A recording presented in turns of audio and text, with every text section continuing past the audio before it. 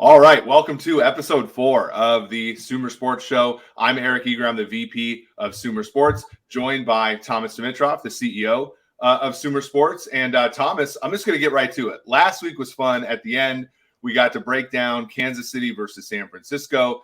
I think we were right from a betting perspective. That number, San Francisco was 3.5-point underdogs. The game closed with San Francisco as a 1-point underdog, so we were kind of on the right side. We knew where the money was going to go. But as a Kansas City fan, I'm kind of happy we were a little bit wrong on who was actually going to win the game because, the Chiefs went out there and kind of put it on the Niners in what was probably the best game they've played in an awful long time. Thomas, what was your takeaway from that game? First of all, I was watching it closely, thinking about you because of your love of the Kansas City Chiefs, of course, which I know we're going to segue into a really cool conversation about receivers and maybe Kansas City and receivers. I don't know. We'll see how that tees up. I don't know. I went into that game thinking, that was going to be I thought it was going to be a really close, angry game, as I mentioned, because Kyle Shanahan, leaves Atlanta with a loss in the city that had him against the wall after losing the 16 Super Bowl. So I thought that they were teed up and ready to roll too. Not that it wasn't going to go a certain way. So I really want to toss it over to you because I know you feel very strongly about it. And I want to be edified by you and your understanding of how you helped put some ideas together for the Kansas City Chiefs, given all your background. Yeah, and it was kind of it wasn't even like a specific thing that we did for the Chiefs like last year. So every year when I was at Pro Football Focus, I wanted to have an article get into the Sloan Sports Analytics Conference. It was one of the the things where PFF, we were a data collection company. I always thought that as far as analysis was concerned, I felt like we could have done a better job. And so, starting with the PFF War paper, which we published in 2020, right before the pandemic. In 21, we submitted a paper about coverage using tracking data. And then in 2022, we submitted a paper basically looking at how to measure deep speed by wide receivers using tracking data. So basically, how fast they are by the tracking data metrics, essentially, how good they sort of separate and everything like that. And what's really fun about building new metrics is oftentimes, you look at the top 10 guys and it's your guy Julio Jones, it's Antonio Brown, it's Cooper Kupp, and it's all the guys you would think would be good in this metric. And what was funny was Marquez Valdes-Scantling was, 4th or 5th. Like he ran the equivalent in 2020 of like a 4.26 on the football field. And, and it was funny because I was like, okay, I went back and, used PFF's system. I watched the film. He really was a really good deep wide receiver. And this was before they traded Tyreek Hill, but I was sort of thinking to myself, it's like, man, if they could run Tyreek Hill underneath and have Valdes-Scantling take the top off the defense, maybe they'll have more explosive plays. The Chiefs in 2021, they led the league in points per drive, but they had the fewest number of drives in the NFL. And so that's why the scoring was a little down for them because the NFL teams were just playing those two high shells and making them, cross the street a million times every time they wanted to score a touchdown. And so I felt like they needed to change, the roles on their teams. Now, this research was available to everybody. In fact, there were members who were on the judgment, judged the paper. We finished 4th place who, were on other teams. So everybody had access to it. It was really fun because my favorite team signed Valdes-Scantling and joined him with Juju Smith-Schuster. They traded Tyreek Hill. So it was a really big sort of like, feather in my cap a little bit to see that. And of course, last week, that was the first time since the early 2000s, I believe, that the Chiefs had 2 100-yard receivers in the same game with Smith-Schuster and Valdes-Scantling. And I thought it was like a really cool thing to see that happen because, again, what you're trying to do when you build new ways of measuring the game is you are trying to change the game. And I'm kind of thrilled to see that happen in real time. Well, let me just say this, and you're being humble here. Eric and I, we've talked about this maybe on the early episodes. I mean, Eric and I have known each other for a number of years now. And I've always tapped into him, whether I've tapped into him live or whether I've tapped into him through some of the people at the Atlanta Falcons when I was there, our data scientists, to really hone in on what Eric had to say about, for instance, a position. If we're talking about right now the receivers, what would be the best way for us to analyze and sort of in an advanced way, analyze receivers, not just let's watch them run their routes, but how do we truly judge the separation ability, right? What are the next levels of evaluating those receivers that aren't just, look, we did what we did with Julio Jones, of course. We feel like we analyzed him and scrutinized him up and down to do what we did with him. But if I were to ask you, Eric, just staying on receiver right now, if you were really honing in and you were a general manager and you were looking at the ideal receiver, what do you think they have to thrive? I'm just very curious as far as team building that way from your perspective. Yeah, I think it really does depend upon where you are as a team, right? Because I think, when you were there in 2011 with Jones, you had Roddy White, who was, he's going to be, I don't know what it's called in Atlanta, but he's a Falcons Ring of Honor guy, right? He's an all-timer there. And, so he's the win in 2.5 seconds guy. I think every team needs a win in 2.5 seconds guy where, and I actually, it's funny because when the Chiefs were struggling, I was just like, Patrick's got to hit his back foot and throw to a wide receiver for 7 yards on first down. He can't just be bailing out of this stuff.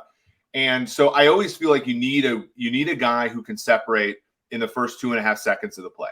I think that is what you have to start with at the receiving core. And actually, I don't think Valdez-Scantling is actually that player. I think he's more of a, he runs the really fast 40. He gets up the field. He makes sure the safeties can respect the guys who can, and open up the field for the guys that can win in the 2.5 seconds. So I think, it's kind of all these things complement each other.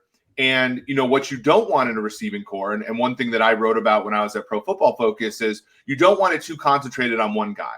I found that, when you look at an average NFL game, an offense correlates pretty strongly with how good the number one receiver is, but it correlates more strongly with how good your number 2 and 3 receivers are in terms of how well you do. And once you restrict it to the playoffs, your efficacy as an offense, your efficiency, barely correlates at all with how good your number one receiver is, because it's all about when you get in the playoffs, you're playing healthy teams with 5 good defensive backs. You're playing teams like the Bengals last year who, they had your former guy, Ricardo Allen. He's not even starting on that team because they have so many good players. They can take care of Tyreek Hill, right? Not 100%, but when you really need to have it, some other guys got to step up sometimes. And it's one of the reasons why, the Packers can win 14 games in a regular season when some of your opponents are a little banged up or they're not quite good, like the Lions or Bears. And you get in the playoffs and they struggle on offense because Tampa Bay is running out 5 defensive backs they drafted in day 2. And so I think the big thing is you want a full receiving core. And so it kind of depends. Like, I think the Chiefs needed a Valdez-Scantling. They also needed a Juju Smith-Schuster, and they all and a guy that can kind of get open on the crossers and the underneath stuff. And so I think the answer is like, I think we're long gone from the days where you had 2 wide receivers that play every down. You need a complementary group of guys. And I think, what we can do with tracking data, both at Sumer and just like, with what we know from the past is we can categorize the receivers in different types. And then the teams can sort of go after where they're weaker. Well, the complementary group of guys and the versatility side is really, really important. I look back in those days, in the mid 2010, 15 area, and I think about where we were thriving and when we were thriving all the way up to 16, when I think Julio Jones caught one of the best catches in the history of the world, so to speak. Obviously, we know what happened there, but we ended up we always were trying to make sure that we had someone, ready to step up. So we obviously went out and drafted Calvin Ridley. And Calvin Ridley was one of the very best separating receivers I've been around. And that comes back from being in the Patriot paradigm, right? Bill Belichick 100% used to drill into our heads. It's about the separation. It's not always about the speed. Of course, you need someone's going to take it off the top. We felt we had that with Julio. He could take it off the top underneath, whatever it was. But it was really, really important. You look at all those receivers back in the day with New England. They were so adept at running their routes and separating, just like Cooper Kupp. They just had such a grasp of that. We could talk on and on about it. And I know people don't always want to talk about the so-called skill players and the receivers, but it's a big, big deal. When you have a big-time quarterback, you better get him the right people to throw to so that they can capitalize on it, of course. Yeah, and in your Super Bowl year, you had I consider a slithery guy in Mohamed Sanu, a guy that can kind of, the play inside outside, but very good after the catch, just a very smooth kind of Nate Burleson type player. And then you had Taylor Gabriel, who is kind of what McCole Hardman is for the Chiefs, which is a guy that you can do all the cool gadgety stuff with, that'll catch the ball, but also can do the jet sweeps and stuff. And that was just a hard offense. And then you guys were really good, even when you went to like 22 personnel with Austin Hooper and Levine Toilolo and the fullbacks and stuff. So, that's the thing. A good offense is a deep offense. And I think that we can help teams, I think, better measure the depth on their team with what we're going on at SumerSports. But speaking of measuring things, right? So last Thursday, we're all at the onsite. We're in Connecticut. We're all hanging out. We're having a good time. We're watching a little bit of college football. We're watching Saints Cardinals on the TV. We're having some drinks. Some of us more than others. And the Panthers steal the show. They go ahead and they trade Christian McCaffrey to the 49ers. Ed McCaffrey's son, Christian, both of them now have played for the Niners. The Niners give up a second, third, fourth, and then a fifth round pick next year. As we were going through, we were currently building our draft trade chart at the time and our player value stuff. We calculated that trade was worth about per year about $5 million for Carolina. When you think about that, we talked about them last week in the rebuild.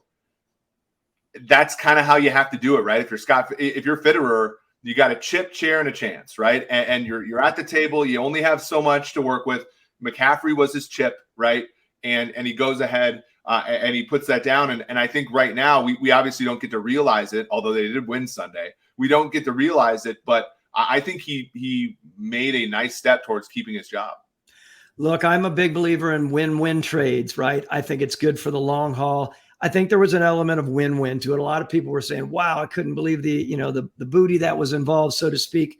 I think it was great for Carolina because I think they needed to, like you said, they needed to step back, rearrange. There's a lot on their plate there. Make no mistake about it. Scott Fitterer, not only thinking about trades, he's thinking about next steps. What's going to go on in his building? How he's going to pull that coaching staff together? How is Steve Wilkes going to do?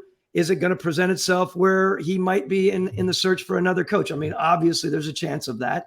There's a lot on Scott Fitterer's mind. He's a good football man, and he's a very sound, he's focused on the game of football. He's not a flashy guy. He did what he thought was best for that group, and I applaud him for it. You can flip this over to San Francisco, and when I say it was a win-win, I know Kyle Shanahan, he is going to utilize his talent as much as he can. And he's going to bring the people in that he thinks are going to, ramp up what they need to do. And of course, they have defensive side, the defensive side of the ball where they can thrive. The up and down on the offense. I just being around him, having been around him in Atlanta, he's going to push the buttons to try to make sure he's not carrying what's on the other side. There's a lot on that organization too. He needs to focus and he needs to continue to make steps forward. He has a coach, but he has the organization, and they needed someone like this. And make no mistake about it, he will run that kid. He will put him in the right spot. He's not holding back to necessarily keep him from being sore. He's going to do what he has to do to make sure that he thrives in that offense, of course. Yeah, when I think about this trade, I think obviously that's a lot to give up for a running back. McCaffrey, we gave him a market value of about $10 million. Which I think a lot of that has to do with the injury stuff, because of basically the last 2 years have been lost years. But he was, obviously 1,000 back. You've only had a few of those, Marshall Faulk, Roger Craig, in the history of the NFL. So he's certainly unique in that sense. The Niners, have always struggled at the running back position, right? They've always they've drafted Trey Sermon, and then they prefer Elijah Mitchell 3 rounds later.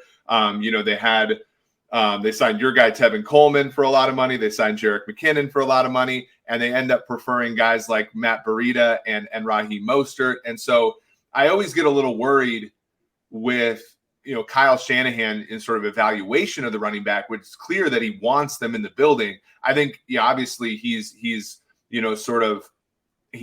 he's pushed the evaluation of the running back position to a different team, the Panthers, to sort of have him go through that. So that I do think he'll end up being good there. He was explosive Sunday.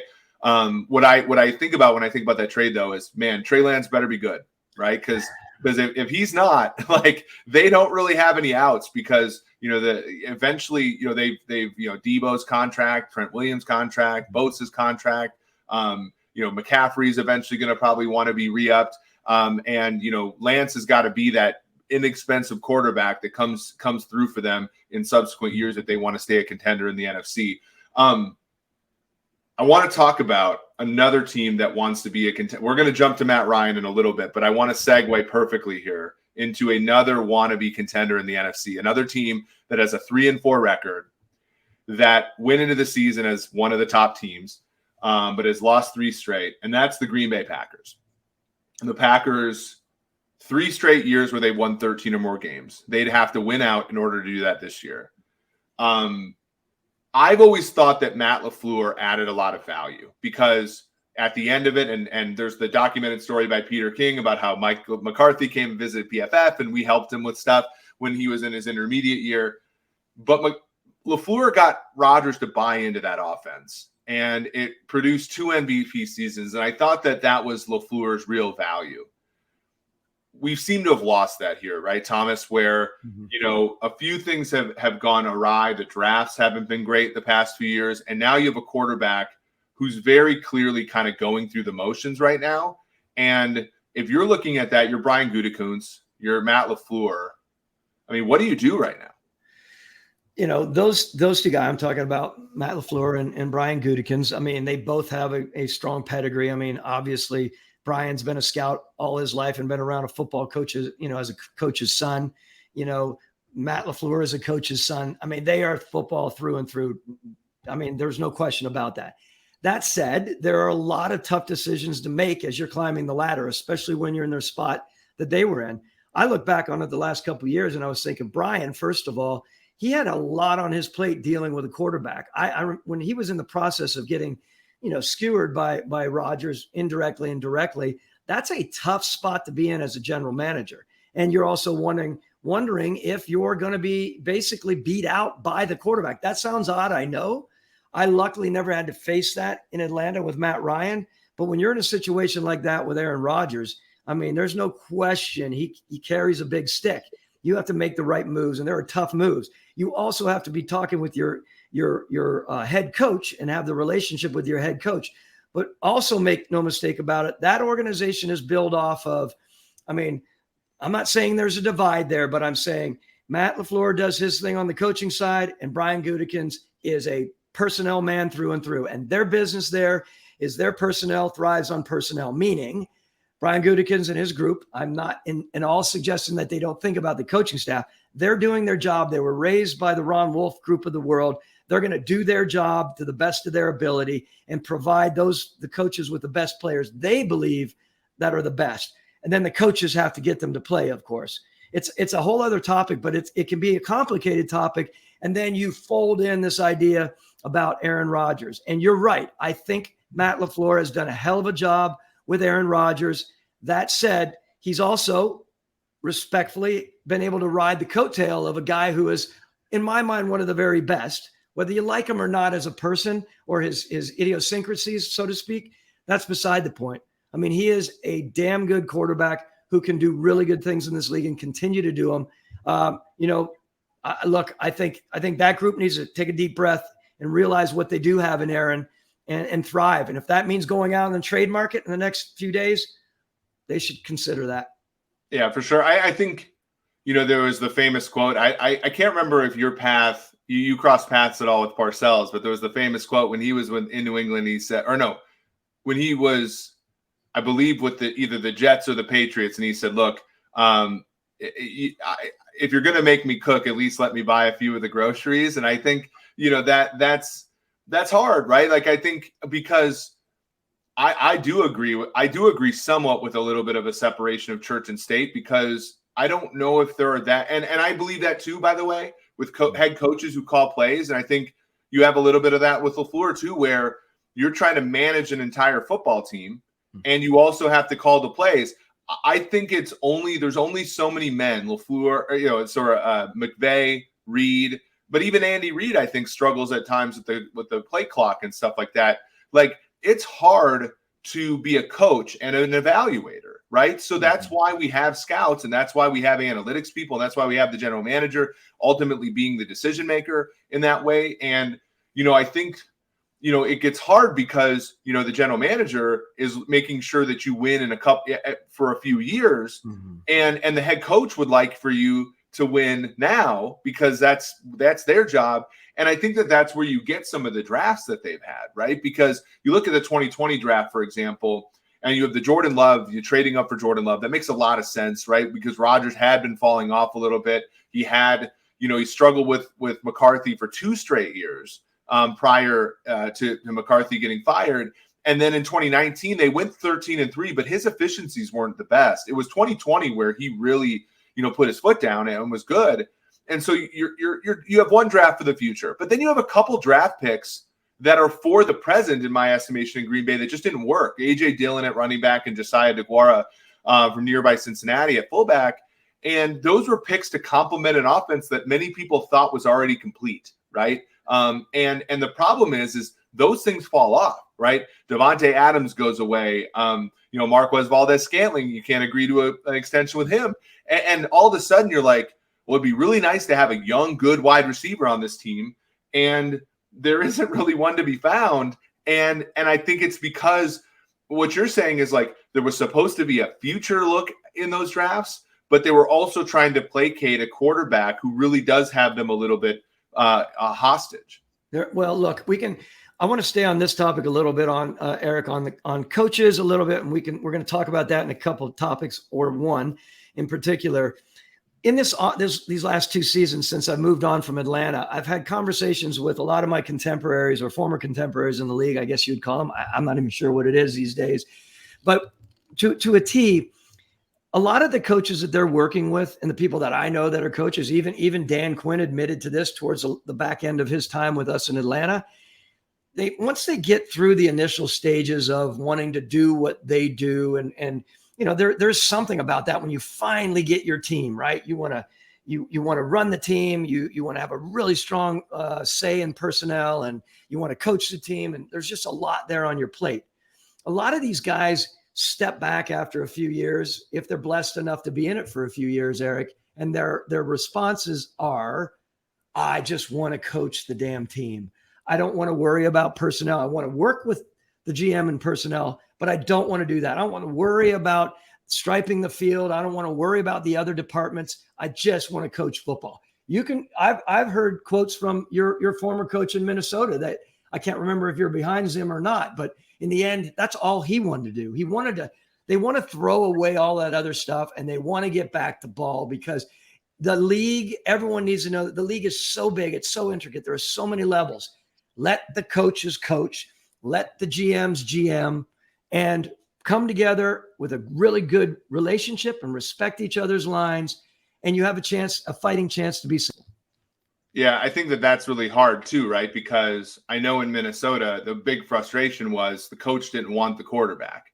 And so, unfortunately, I think, and that's why you have to have synergy. One of the things I've respected so much about you is, you didn't always necessarily agree with the head coaches that work with you, but you very much, it was a we thing, right? Like you lose or win with each other. And there's no one's going to go back to Zimmer's career and be like, well, Zimmer was a great coach. He was 20 games above 500, and then they signed Kirk Cousins, and then he was a 500 guy and got fired. Like you're judged on the whole thing, And similarly with general managers, like no one's going to be like, oh, Brian Gutekunst was great, and then he hired Matt LaFleur, and it went to hell. Like no one's gonna, and that didn't actually happen, but no one's gonna say that you win or lose together. And I think unfortunately, like you can't. To me, that's a little bit retreating, right? It's sort of like, I wanted all this power. I wanted this influence. I wanted these opinions. And then I didn't kind of like the groceries that came. And so I'm not going to eat the meal. And it's like, no, you're a family. Like this thing is a two-person, multiple person, that I think if you count the quarterback deal, which I think is missing a little bit there. I think Green Bay turns it around. I don't think we're going to be talking about a fired Matt LaFleur in a couple weeks, but But we are,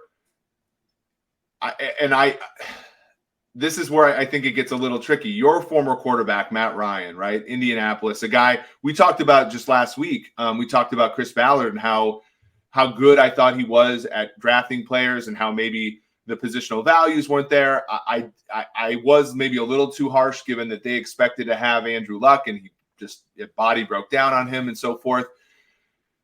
Now Matt Ryan is going to the bench. I think kind of an ownership decision, Thomas. When you're in that kind of position, right, you take a stab at a quarterback, you trade draft picks, you give him a contract, you have high expectations as the favorite in the AFC South. It just doesn't work out. What is that like as far as, the feeling around the building? And do you think that there's complete buy-in there? Well, look, I remember talking to Chris Ballard early on, when the trade first went down, of course. When you think you can get Matt Ryan, I believe it was a 3rd-round pick, wasn't it? Yeah. You can get Matt Ryan for a 3rd-round pick, whether you believe it's at the tail end of his career or not, because of all that he brings to the table. That's a win. You're thinking that's a win. Now, it's become a little complicated, of course, which is unfortunate. And I, personally, I hate to see that because I have such fondness for Matt. And I think I don't want to see Matt's career end in a benching to the 3rd spot. Be interesting to see what he does, by the way. The important point here for me is we talked a lot about this off record before, and that is ownership and ownership's involvement and who's bought in. Was Mr. Irsay bought in on something like this coming into Indianapolis? Obviously, we wouldn't know that. But when owners are involved in the decision making, that's a whole other topic, Eric. And I think it's worth us spending a couple minutes talking about that, because there are certain organizations that the owners step back, they give the full keys to the kingdom, to the GM and the GM and the head coach. I'll use one organization like that. I think John Robinson is blessed that way at Tennessee. I think they have a really good grasp. He is the king of the kingdom, though he has massive respect for Vrabel, of course, and he's humble about it. He is able to do what he needs to do. And never, I don't think, would an owner come to him and tell him, you need to get rid of your quarterback. When that starts happening, that's a complicated thing for not only your GM, it becomes a complicated thing within the building, because people start getting wind of that and they start wondering who's got the juice in this organization. Yep. And in any way, I'm not saying that, Arthur's comments on Julio Jones and that he'd be a Falcon for life complicated things for me. Well, that was his decision to say that, of course. Arthur Blank never came to me once and told me to make a move in the building. That I was fortunate. But I have been around a lot of GM buddies of mine who have said that is complicated when their owner does do that. And to me, the organizations that are thriving are the organizations right now that have a really good grasp. You called it church and state, right? The separation of church and state. That was on the coaching and the GM side, right? I believe. But there is elements of that on the ownership side. It's a really, really interesting topic. And when these GMs and head coaches go to these teams, you don't think that they're doing their studying about how the ownership will approach them? To me, that is fascinating and worth another discussion about placing coaches and the best situation for a certain coach. Well, I know, I obviously this includes you, but for the people who have been on the GM market before, that one of the biggest questions is there are certain spots that are open. Is this necessarily a place that's going to make me successful? I'm going to get one of 32 jobs, but I might never get the opportunity, right? Or, I've had a lot of conversations with friends within the league who will say, they'll go and say, man, I'd like to think I'd quit if the owner made me do this, but I don't know. Once you get that position, you sort of roll with it. And I think one of the values that we're going to have at SumerSports is going to be able to, we optimize around those. I think, people like me that have been on the outside this entire time, obviously we're a little bit naive to the constraints that a general manager and a head coach or, general manager specifically go through. But that's going to be, something I think to monitor. It's so interesting because, I do know that there are owners that, make the decision at quarterback. And I don't know if I can necessarily blame Irsay. I mean, he's spent more money on the quarterback position over the past, I think it's 5 or 6 years, than any any team has, right? Those are real dollars that coming out of his pocket for results that have been, I think relative to how well they've drafted at other positions, not good. So I can see that. I think the hard part is if you're Frank Reich and if you are, Chris Ballard, this is a team that started 1-5 one year and then made the playoffs. This is a team that, isn't even all. I mean, they're what 3-3-1 right now. Like they're not even in the dire straits that I think other teams are. And to cut bait on Matt Ryan, I mean, he must really internally have film that like we just, that he must just not be able to execute what they want him to, which is unfortunate to your point, because he's been one of my favorite quarterbacks in the league for a few years now. And you can tell that he just doesn't physically have it anymore. Well, it's funny you say that because not funny, but yeah. Okay. So where does he go? That's a whole other story. But when you start talking about GMs and head coaches making big time team builder decisions, not easy at all. It puts strain on the relationship, right? Because, ultimately Chris Ballard has a long vision on it. Of course, I'm not saying that Frank doesn't, but there are so many levels to that and how you navigate it with the owner, right? This is a perfect segue in my mind into, okay, you have that decision within the organization of, who leads the show, right? Like where things are in, let's just jump over to Denver, if you don't mind. I mean, yeah, that's a good discussion topic because, I mean, I'm not trying to make predictions here, but the Jaguars are favored in London, or at least they were before we taped. And so there's a very good chance Denver loses this game and falls to 2-6. I don't even know if Nathaniel Hackett survives that, especially with new ownership. So I think it's a good topic to talk about. Well, I've always been aghast when colleges were talking about making moves, and I was thinking they're only giving these guys 2 years. This is a different world. We know how it is. I'm still aghast thinking about a head coach, talking about a head coach getting, let go, fired, halfway through a season or whatever it is. But there's realities to it in today's world, right? The way that things are expected. But one of the things I want to talk about, aside from Nathaniel Hackett, is the idea of placing coaches in this league, right? How that goes down. I mean, again, we could have our own session on this, our own episode on placing coaches and placing GMs. What the owners do with their process is very different from staff to staff and team to team. But it's worth a discussion. There are not a whole bunch of companies, and I'll let you expound on this. There are not many companies out there in that space. And yet there is so much money involved and so many, of course, mistakes out there. You can talk about it on the college programs, and you can talk it on, with it on the Matt Rule side of things, right? I'd love you to opine on that a little bit from the money standpoint, and then we can continue to talk about it. Yeah, I mean, I think that there are, and this is the thing, and like this might be something that we end up doing with all of our intelligence. I mean, you were hired with Mike Smith. I can't remember exactly the order there, but like, you're talking about 4 or 5 straight winning seasons. Then you hired obviously Dan Quinn, and that's 2 10-win seasons and a Super Bowl. You certainly have experience there, and I through PFF, through consulting, we've had some trips at the plate there. I think there are so many things that make that you can avoid mistakes in. And I think that's really where the issue is. It's like you're talking about mistakes that can cost you $40 million. And in a league where everybody makes the same amount of money, right? Like you're relative, other than like merchandise at the stadium, everybody makes the same amount. And so your goal should be to mitigate those big losses, right? My alma mater, the University of Nebraska-Lincoln, had to have a donor come in and pay Scott Frost $7.5 million extra buyout so that they could get him out of the building 3 weeks early. If they would have held on to him for 3 weeks, they could have saved $7 million on the buyout. And some booster came in and said, I want him gone so fast, I'm willing to cut a $7.5 million check.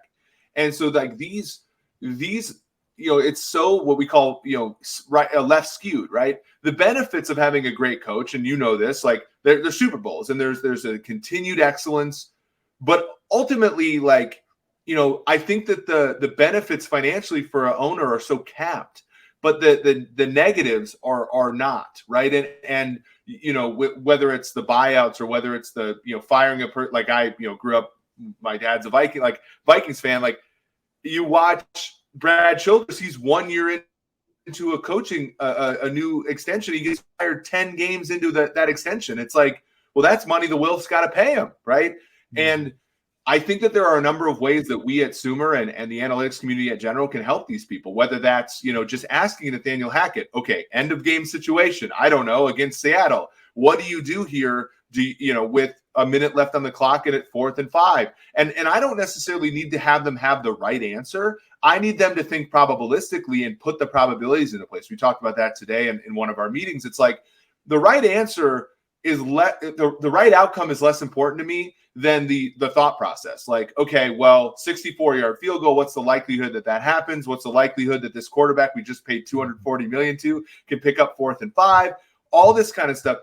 You can vet coaches, I think, really well on the on-field stuff. I think you can vet them on the, you can look at their past, production for players and stuff like that. There's a number of different ways that we can find these coaches. And I think, you see, like, a lot of these guys are recycled throughout the league. A lot of these guys are hired like Hackett with, in my opinion, not the right experience sometimes. And I think that there's so much meat on the bone in being able to help these owners and general managers in making the right hire. And once you make that right hire, it just pays for itself so much, doesn't it?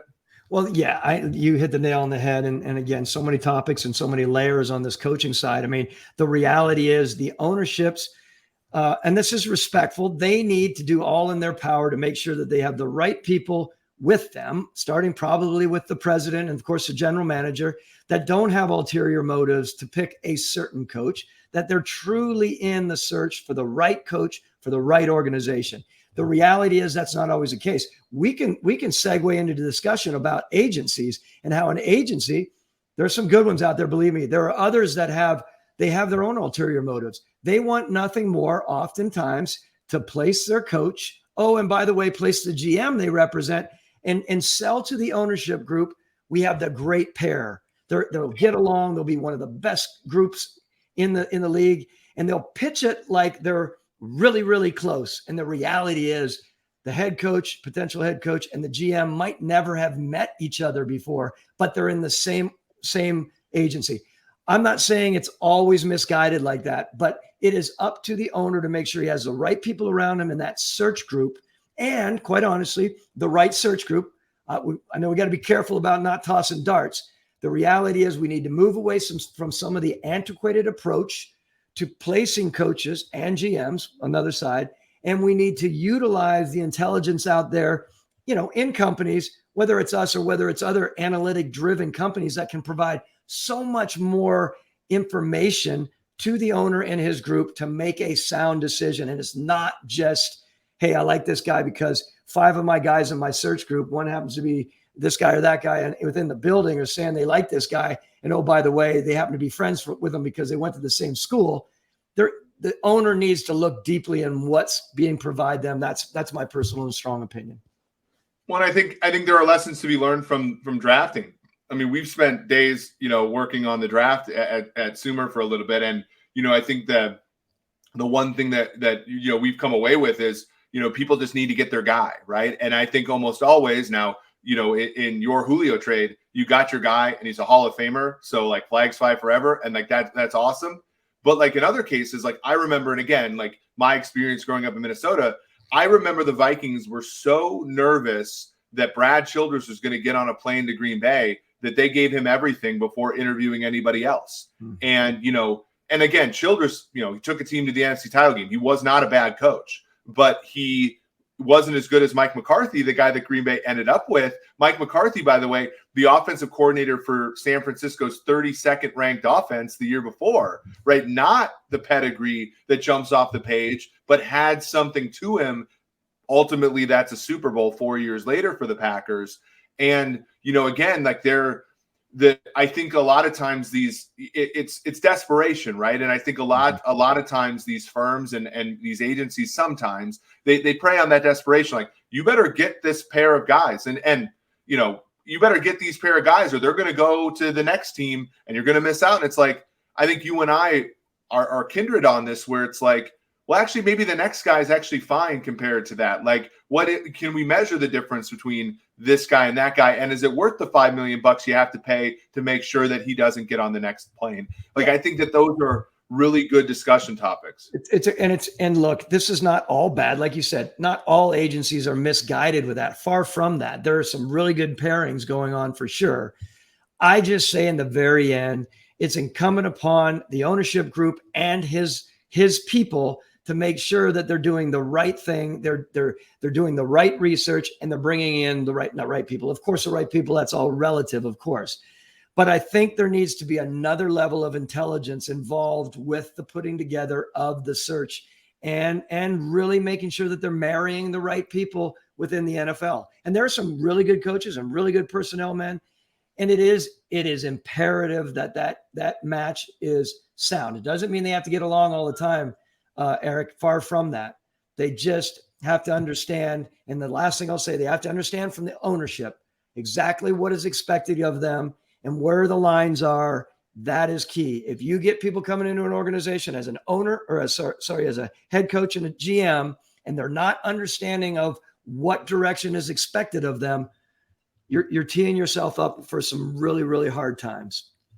I agree. And I think there's we could talk about this forever. I also think coaching development's another one where these guys get that job. And much like drafted players in the NFL, there's some teams where they get to that team and they never get better the whole time. And, I think coaches, the similar thing where, offering, consultancies on just being able to get better, to develop as a coach. Like, I don't know if there's a lifeline for these guys once they get to that job. And it's like, I can't imagine, there was professional development in basically every other job in the world, but there's not one necessarily there. Okay. Speaking of draft, I want to get to our mailbag question. Thank you all for all the questions that we got on Twitter. By the way, you can follow us on Twitter at SumerSports. We're almost up to 600 followers in just a couple weeks. But we really appreciate that. By the way, additionally, myself, Udit Ranazaria, and Sean Clement will all be at the Carnegie Mellon Sports Analytics Conference starting Friday this week. So come say hi to us if you're interested at all in Sumer and what we're doing. Don't hesitate to come and talk to us. And additionally, with the Twitter account, and follow us, of course, on YouTube as SumerSports on YouTube. But here's somebody who responded to the SumerSports account, G Stack George. When you value a player in the draft that's higher than consensus to the point where it feels like an overdraft, how do you weigh trading down to collect further assets while not losing your guy? I use Belichick and Cole Strange as an example. Most had him as a late second-round guy. Cole Strange was taken in the first round by the New England Patriots. Many people thought that was a reach. Thomas, that question's obviously directed to you because you've sat in that seat before. What happens when you like a player a lot more than the market does? Well, you determine where in the market you think that person will go, of course, where that player will go. And then you determine how much higher you're going to go than than what's expected, i.e., if they're being rated as a 5th round player and you need that position and you're really bullish on that player. I've always been a believer in basically a round and a half up. I mean, that's kind of loose, I know. You start getting into 2 and 3 rounds, it's a little suspect for me, but I definitely was fine in that 1 to 1.5 round area. And I would make my reach on it, knowing that we could potentially, pull someone in that fit us how we wanted them to fit us. One of the things that Bill Belichick has always done in an amazing way is he would take those players that other people would say, yeah, they're just not a complete player. What he would do is, and we're all taught this, he would say, yes, but this player does the 3 things that we are expecting him to do better than anyone. He might not do the other 5 things that some of these other players do, but we're bringing this guy in like that. We'll bring him in the 3rd round. It's a little high, maybe as a 4th rounder or a 5th rounder, but we'll utilize him in those 3 spots and he will thrive for us. So that's something that I have always kept in mind. And it's something that I believe has worked. Don't ask me to start checking off boxes and telling you who all those players were, but I feel in the past it has worked.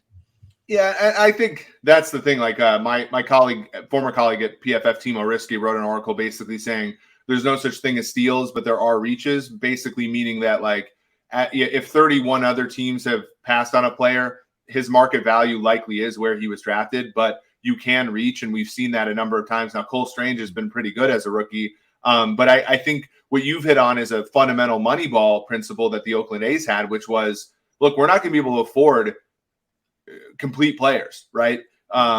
But we can platoon players and get the best out of them. And I always think about, and this was, I think, the Michael Hawley book, which one of my favorite football books of all time, where, everybody in the league was running a 4-3, and Belichick, was like, look, I don't know if we can compete in free agency for all the 4-3 defensive ends and 4-3 outside linebackers, but maybe we can run a 3-4 and get Ted Washington into the building, and he can be an anchor at a really cheap price, because none of these 4-3 teams really will value him as much as we will as a 2-gapper in our 3-4 scheme.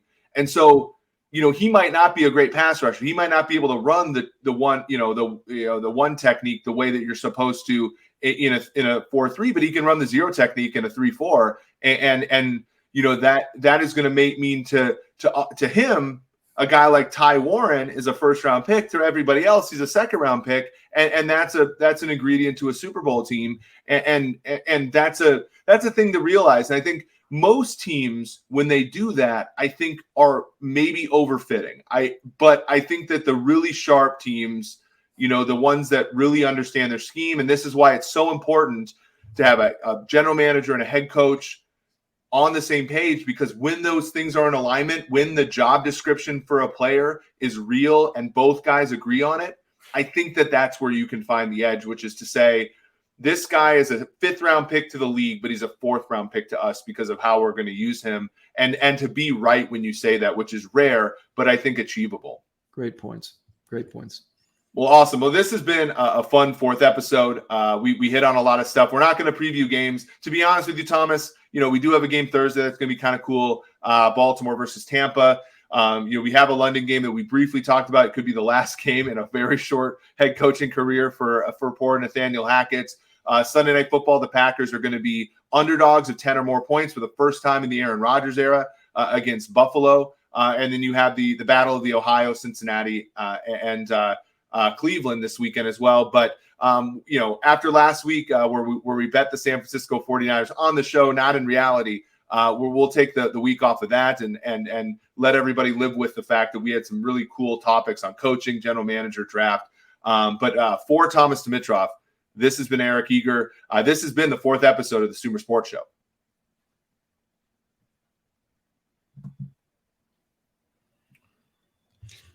Okay. I was about ready to say, let's ride.